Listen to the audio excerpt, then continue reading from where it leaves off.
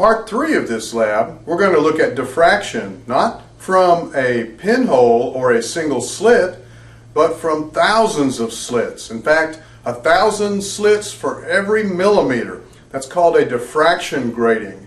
And this will produce a pattern that is much easier to measure and much more accurate than the single slit or the double slit that we've seen so far. So let's go look at the equipment for this third part of Lab 1-5B. The most important piece of equipment for this activity is the diffraction grating, and you see I've got it mounted in a little lens holder here. And it is marked that it's got 1,000 lines per millimeter. I've got 2 laser pointers mounted and pointing into that diffraction grating, both the red and the green laser pointer.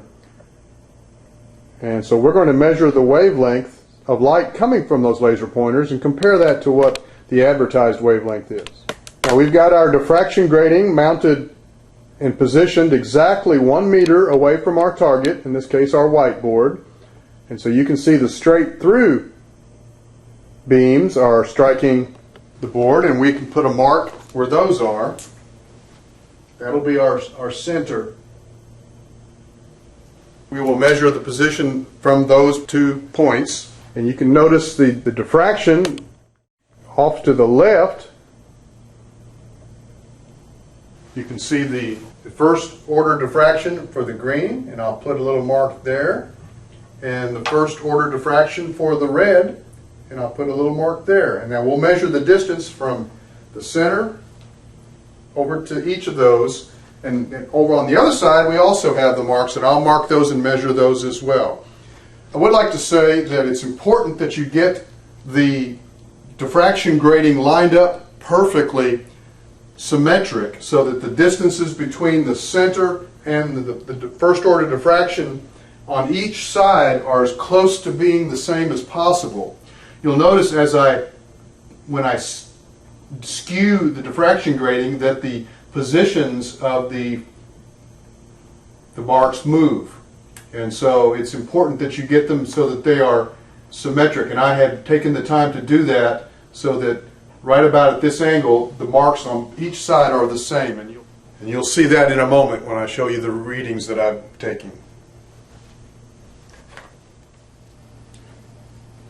So here are the measurements that I took. For the green laser, I have 62.8 centimeters out to the first diffraction point and 62.6 centimeters off to the right diffraction point.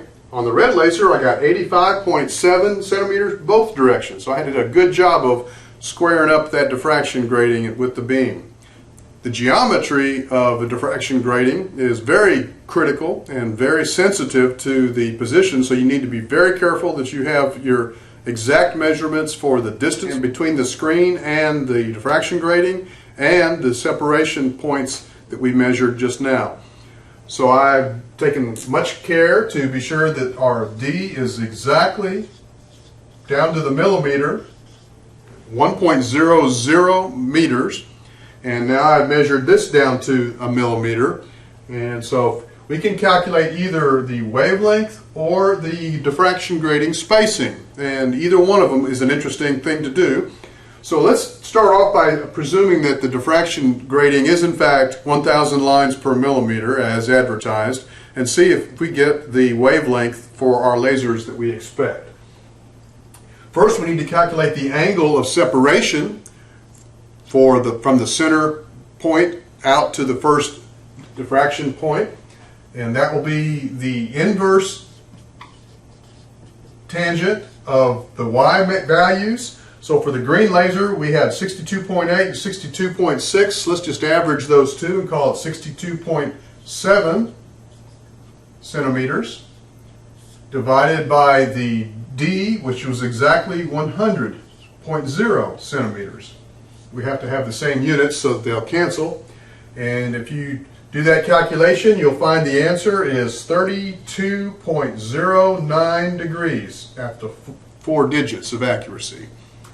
And so that is our theta. Now if we put that into our expression for lambda is equal to D, which is 1,000th of a millimeter times the sine of 32.09 degrees, and you evaluate that, the answer you get will be 531 nanometers.